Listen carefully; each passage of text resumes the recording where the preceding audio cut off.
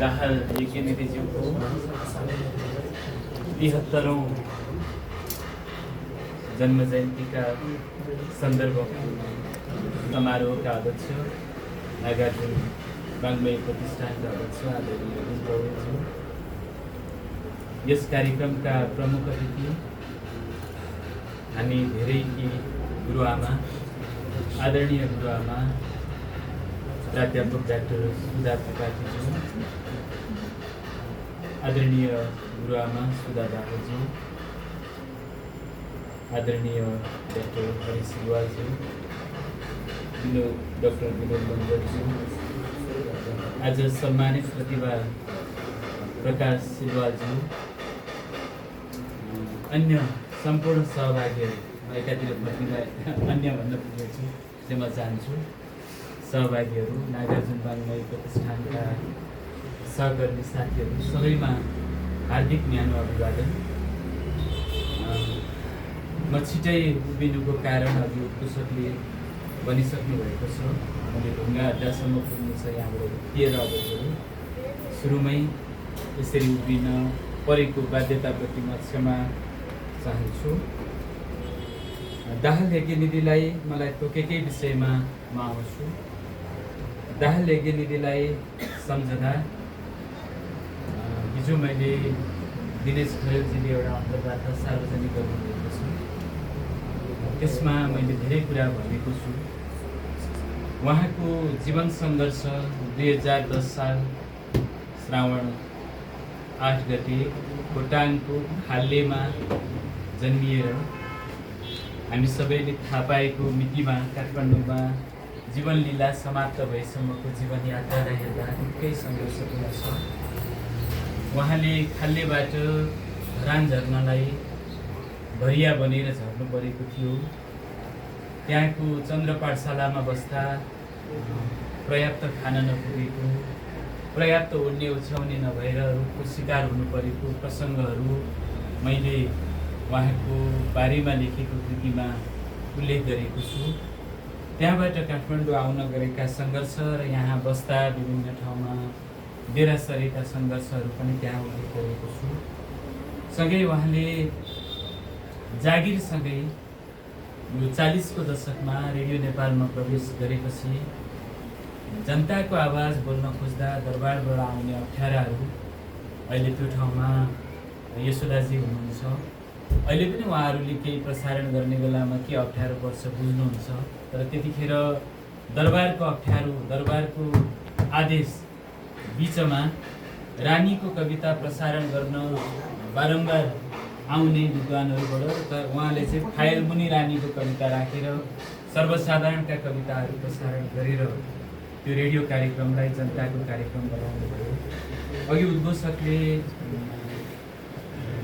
जदौ शब्दको बारे कुरा गर्नुभयो, त्यो दलितहरूको मात्रै शब्द हो। दलितहरूले उच्च जातका, उच्च वर्गका मान्छेलाई सम्मान गर्न खोज्ने शब्द हो भनेर भन्नुहुन्थ्यो। त्यसलाई उहाँले राष्ट्रिय सञ्चार माध्यमबाट एउटा अभिवादनको शैली अथवा अभिवादनको शब्दका रूपमा प्रयोग गरेर त्यो एउटा जदौ दर्शनको प्रतिपादन भनौँ, यसलाई स्थापित गर्ने काम गर्नुभयो उहाँले। उहाँको एउटा आज हामीले सम्झनु पर्ने कुरा हो। यो विषयमा के भन्दा यो हामी यो सीमान्तीय चेतना, मनराज शर्माको एउटा शब्द लिएर बोलेको थिएँ, अवर्जन चेतना भनेर।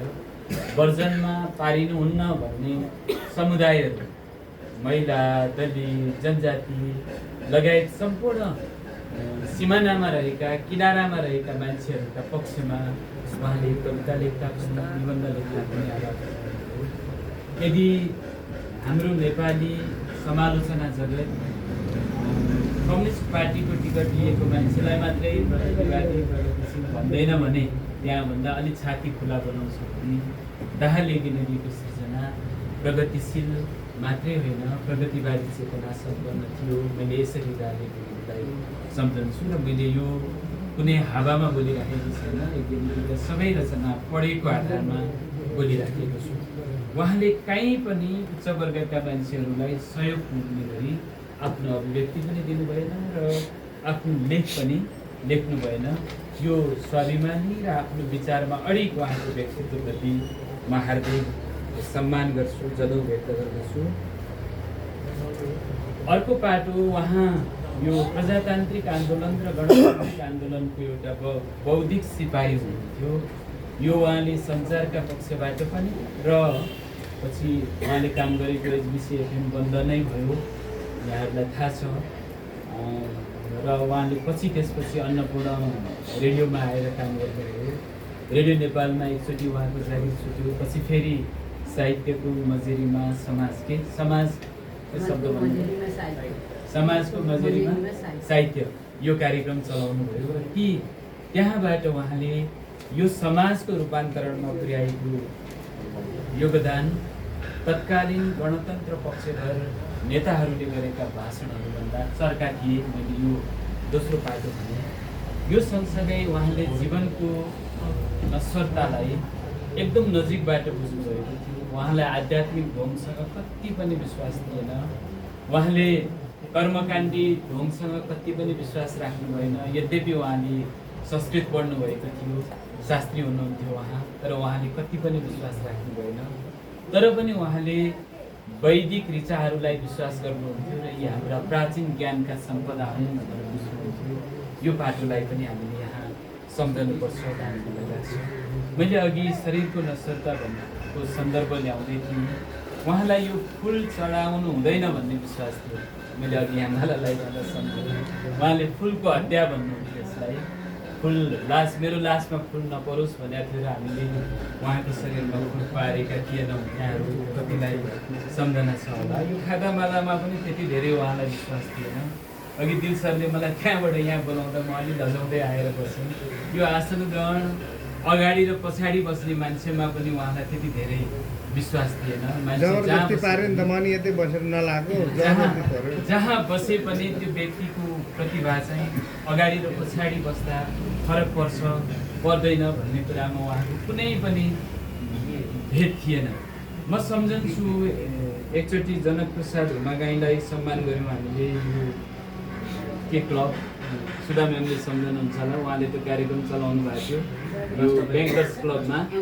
अनि त्यहाँ चाहिँ ओडाउने यो हामीले खादा ओडाउने भन्यौँ। उहाँले त्यसलाई बर्को भन्नुपर्छ भनेर तत्कालै एउटा शब्द दिनुभयो सुधा म्यामलाई। अनि उहाँले घरि त्यसलाई सच्याउनु भएको थियो। मैले भन्न खोजेको कि खादा अथवा विदेशी शब्दहरूलाई हामीले प्रश्रय दिनुभन्दा भएसम्म हाम्रै बर्को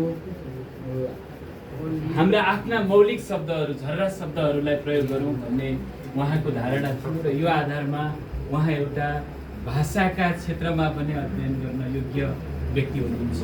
म अझै अघि एउटा भन्न खोजेको कुरा छुटिराखेको छ। उहाँले शरीर दान गर्नुभयो। त्यो शरीर दान कुनै औपचारिक रूपमा उहाँले गर्नुभएको थिएन। उहाँले इच्छा मात्रै व्यक्त गर्नुभएको थियो। त्यो इच्छालाई मैले आफ्नो किताबमा लेखेको थिएँ। उहाँले भविष्यमा आफ्नो शरीर चाहिँ दान होस् भन्ने चाहनु भएको छ भनेर लेखेको थिएँ। त्यो कोरको मलाई पेज नम्बर थाहा थियो, अहिले मैले त्यो भुलेछु। त्यस आधारमा उहाँको चाहिँ शरीर दान भयो। त्यसलाई फोटोकपी गरेर टिचिङ हस्पिटलमा बुझाएपछि टिचिङ हस्पिटलले त्यसलाई स्वीकार गर्यो। जीवनमा मान्छेले कतिपय कुरा छोड्यो भने पनि उसले बोलेका कुराहरू ढुङ्गाको अक्षर बन्दा रहेछन्। त्यो काहीँ अभिलेख भयो भने भोलि काम लाग्दो रहेछ। त्यो मलाई पनि अनुभूत भयो। अब उहाँ विश्वविद्यालयका प्राध्यापकहरूमा पनि त्यति विश्वास गर्नुहुन्न थियो। त्यो जागिरको क्रमले हुने कुरा हो भनेर भन्नुहुन्थ्यो। त्यो पिएचडीलाई पनि उहाँको त्यति धेरै ठुलो उहाँ चाहिँ गहिरो अध्ययन गर्ने व्यक्ति, यो समाज बुझ्ने व्यक्तिहरूलाई चाहिँ विद्वान मान्नुहुन्थ्यो। यो समाज, यो हाम्रो हावापानी, हाम्रो संस्कृति अनुसार हाम्रो समाजको चेतनालाई योभन्दा अग्रगामी बनाउन सक्ने मान्छेहरूलाई चाहिँ उहाँले हेर्नुहुन्थ्यो। उहाँलाई हामीले एउटा अर्को उहाँले आन्दोलन गर्नुभयो स्वास्थ्य क्षेत्रसँग। नेपालमै मृगौला प्रत्यारोपण गर्ने अधिकार दिनुपर्छ, आफन्तले दिँदाखेरि दिन पाउने व्यवस्था हुनुपर्छ भनेर आन्दोलन गर्नुभयो। सम्भवतः अहिले त सरकारले त्यो सम्बोधन गरिसक्यो। तर उहाँ चाहिँ जति बेर आन्दोलन गर्नुभयो, आन्दोलन गर्दा गर्दै उहाँले दोस्रो पटक मृगौला प्रत्यारोपण गर्न पाउनुभयो। यो एउटा उहाँले स्वास्थ्य क्षेत्रमा पुर्याएको योगदान, भविष्यका मृगौला रोगीहरूले, भविष्यका स्वास्थ्य नियम नीति निर्माताहरूले सम्झनुपर्ने एउटा पाटो यो रहेको छ। उहाँले पहिलोचोटि त इन्डियामा गएर प्रत्यारोपण गर्नुभयो, तर दोस्रोचोटि देशमै आफन्त कसैले दिन्छ भने त्यो यहीँ दिएर यहाँ गर्न पाउनुपर्छ अथवा अर्को व्यक्तिबाट लिएर पनि गर्न पाउनुपर्छ भन्ने उहाँको एउटा आन्दोलन थियो। यो पक्षलाई पनि हामीले सम्झिनुपर्छ भन्ने मलाई लाग्छ। जतिखेर गणतन्त्र आइसकेको थिएन, आज प्रकाशजी सम्मानित हुँदै हुनुहुन्छ, त्यसको उहाँले गणतन्त्र चक्लेटी भनेर नागार्जुनको संस्थामा बोर्ड बनाएर राखिदिनु भयो र त्यसको अगाडि चाहिँ प्रकाशजी उभिनु भएको। यो भनेको बन्दुकको धारमा सङ्गीनको धारमा उभिनु पर्ने स्थिति थियो। दुईजनै दाहाल पनि प्रकाश सिलवाल पनि। त्यस अर्थमा उहाँको यसरी जुन अघि रोचकले भन्दै हुनुहुन्थ्यो, उहाँको नाममा पुरस्कृत गर्दाखेरि व्यक्तिहरूलाई खोज्दाखेरि उहाँसँग निकट भएर र उहाँसँग जीवन दाउमा राख्ने मान्छेहरूलाई पुरस्कृत गरिनुपर्छ भनेको कुरा मलाई सान्दर्भिक लागेको छ। म प्रकाशजीलाई हार्दिक जरो भन्छु, सम्मान व्यक्त गर्दछु। त्यस्तै उहाँको लेखनको बारे कुरा गर्दा मैले अघि थोरै त सङ्केत गरिहालेँ। यो भारतीय चिन्तक गायत्री स्पिवाकले भनेको यो सम्पूर्ण सीमान्तीय पक्षहरूको आवाज नेपालीमा कसले लेख्यो भनेर खोज्यो भने त्यो डा लेगेनीले लेख्यो भनेर भन्न सकिन्छ। यो डा लेगेनीको जीवन दृष्टि कृतिभित्र एउटा मेरो दाहा लेगेनीका कवितामा अवजन चेतना भन्ने लेख छ, त्यसले थोरै सङ्केत गरेको छ। यहाँले अब डा लेगेनीले पढ्दाखेरि निबन्धमा पनि र अन्यत्र पनि त्यसलाई हेर्नुभयो भने त्यो पक्षलाई भेटिन्छ र त्यो अवर्जन शब्द चाहिँ मोहनराज शर्माले नेपालीकृत गरेको हुँदा मैले त्यसलाई प्रयोग गरेको हुँ। उहाँलाई अध्ययन गर्दा त्यतातिर हामीले ध्यान दिनुपर्छ। अनि उहाँका कृति त 3टा मात्रै आएका छन्। एउटा गीति एल्बम आएको छ। ती 3टा कृतिमध्ये पहिलो कृति देवु लुइटेल र दिनेश लुइटेलको सम्पादनमा आयो। दोस्रो कृति दिनेश लुइटेलको सम्पादनमा आएको छ र तेस्रो कविता सङ्ग्रह देवु लुइटेलको सम्पादनमा आएको छ। कविता सङ्ग्रह जुन एकाडेमीले छापिदियो। ती 3टा कृति बाहेक उहाँका गीतहरूको हामीले एल्बम निकालेका छौँ। त्यो चाहिँ लोचन भट्टराईले संयोजन गर्नुभएको छ। ती गीतहरू पनि डा लेगेनीजीको विचार अनुसारको चेतना आउने गरी हामीले छनौट गरेका छौँ। त्यहाँ बालबालिकाका पक्षका आवाज छन्, त्यहाँ नारीका पक्षका आवाज छन् र त्यहाँ निम्नवर्गीय मान्छेहरूका आवाज ती गीतमा समेटिएका छन्। यद्यपि ती आवाजलाई बोक्ने गरी सङ्गीत भएनन्, त्यो भोलि त्यही क्षेत्रले मूल्याङ्कन गर्ला। तर हामीले रचना दिँदा त्यो बुझेर हामीले दिने कोसिस गरेका छौँ र उहाँको बारे अब कलम चलाउँदा एकदम होस गर्नुपर्ने अवस्था छ। उहाँका केही रचना हामीले छाप्न सकेका छैनौँ, यो समारोहमा त्यो भन्नुपर्छ। किन भन्दा केही व्यक्तिहरूलाई सोझै गाली गरिएका रचना छन्, ती व्यक्तिहरूलाई सोझै केही अलि अप्ठ्यारा बिम्बहरू प्रयोग गरिएका रचनाहरू छन्। अब हाम्रो बौद्धिकताले पनि त्यतिकै सोझै छाप्न दिँदैन, अनि छापौँ भने फेरि भोलि प्रकाशन संस्थालाई पनि आरोप आउन सक्छ। अब त्यो चाहिँ एकचोटि हामी बसेर केही अलिकति प्राज्ञिक बौद्धिक विमर्श गरेर ती शब्दको ठाउँमा केही प्रतीकात्मक शब्दहरू राखेर के गरेर निकाल्ने हो। उहाँको एउटा निबन्ध सङ्ग्रह पुग्ने रचनाहरू चाहिँ त्यसरी अप्ठ्यारोमा परेर बसेका छन्। हामीले मिल्ने जति सुहाउने जति निकालिसक्यौँ। अब नसुहाउने अलि अप्ठ्यारो परेका रचनाहरू हामीले सुरक्षित राखेका छौँ। भोलि डा लेगेनीजीका समग्र रचना निकाल्ने बेलामा तिनीहरूलाई कसरी निकाल्ने भन्ने हामीलाई एउटा थोरै एउटा प्राज्ञिक बौद्धिक अप्ठ्यारो परिराखेको छ। उहाँले त्यतिखेर एउटा आक्रोशमा एउटा उहाँ जे छ त्यो कुरालाई सोझो ढङ्गले लेख्ने व्यक्ति हुँदा त्यसरी लेख्नुभयो र अलि कलात्मक हामीले निकालिसक्यौँ। ती अलि सोझो गरी भनिएका रचनाहरू हामीले निकालिसकेको छैन। मैले यति उहाँको बारे भने। उहाँलाई यो सम्मान पुरस्कारको पनि त्यति धेरै महत्त्व थिएन। म एउटा सन्दर्भ सम्झिन्छु मार्दै गर्दा। म भानु प्रतिष्ठानको सचिव थिएँ अनि उहाँलाई रथारोहण गराउने एक किसिम समितिमा निर्णय भयो। भरेबा त्यो घोडामा म चढ्दिनँ भन्नुहुन्छ कि भनेर म यहाँ भन्छु। अब भन्दा केही बिग्रिँदैन। म बाथरुम जाने न्युले बाथरुममा गएर फोन गरेँ गुरुआमा, उहाँलाई गर्दा के फेरि विवाद बढ्ला भनेर। भानु प्रतिष्ठानले फोन गर्छ, नाइ नभन्नु भनिदिनु। त्यति यहाँभन्दा धेरै बोल्न नि मिलेन, फेरि कसैले बाहिरबाट सुन्दै रहेछ भन्ने अप्ठ्यारो। त्यति भनेर फोन काटेर बाहिर आएँ। त्यहाँबाट निर्णय भयो त्यतिखेर के अप्ठ्यारो थियो भने यो प्रगतिशील धारको मान्छेहरू त्यो रथ चढ्न नमान्ने सम्भावना थियो। रसिदलाई र श्यामप्रसाद शर्मा दुईजनालाई अनुरोध गरेर चढाइएको थियो। त्यसपछि यस्तै विद्रोही पात्र लाले गेलिबीलाई हामीले रथारोहण गराएका थियौँ। त्यो पनि भारतीय साहित्यकार लीलबहादुर छेत्रीसँग उहाँको रथारोहण भएको थियो। सम्भवतः उहाँको अन्तर्राष्ट्रिय सम्मान त्यही भयो होला, एउटा हामीले गर्न सकेको एउटा काम त्यही भयो होला भन्ने लाग्छ। अनि पछिल्लोचोटि सम्मान गर्दा मैले अघि भनेको कुरा कसरी जोडिन्छ भने उहाँ लेखन र व्यवहारमा समान हुनुहुन्थ्यो भन्ने कुरा चाहिँ उहाँलाई हामीले सम्मान गर्ने निधो पार्यौँ। अनि हाम्रो दिमागमा चाहिँ कुलपति संस्कृति मन्त्री को घुमिरहेको थियो प्रमुख अतिथि बनाउने। उहाँले भन्नुभयो नन्दमाया नकर्मीलाई ल्याएर बनाऊ न। त्यो एउटी त्यो जातकै नाम लिएर कि छोरीले पिएचडी गरी तिमीहरूका आँखा फुट्या खान्छ त्यो कुलपति र संस्कृति मन्त्री खोज्छौ। त्यो यो समाजमा यस्तो समाजमा त्यो परिवारमा जन्मेर पिएचडी गर्ने छोरी भन्दा ठुलो मेरो लागि प्रमुख अतिथि को हुन्छ भन्नुभयो। संयोग यस्तो भएछ नन्दमाया नकर्मी बाहिर जानुभएको छ र हामीले उहाँकै स्वीकृतिमा माया ठकुरीलाई ल्याएर प्रमुख अतिथि बनाएका थियौँ। मैले भनेको के भन्दा उहाँको दृष्टिकोण हाम्रो समाजको दृष्टिकोणभन्दा हाम्रा समाजका मापदण्डहरूभन्दा नितान्त फरक थियो।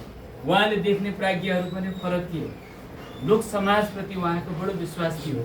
लोक साहित्यको अध्ययन गर्ने व्यक्तिहरूले पनि उहाँलाई सम्झनुपर्छ। एउटा लोकगीत नगाइकन उहाँले कार्यक्रमहरू सुरु गर्नुहुन्न थियो। एउटा लोक प्रसङ्ग उखान टोकाहरूको प्रसङ्ग नजोडिकन उहाँले कार्यक्रम सुरु गर्नुहुन्न थियो।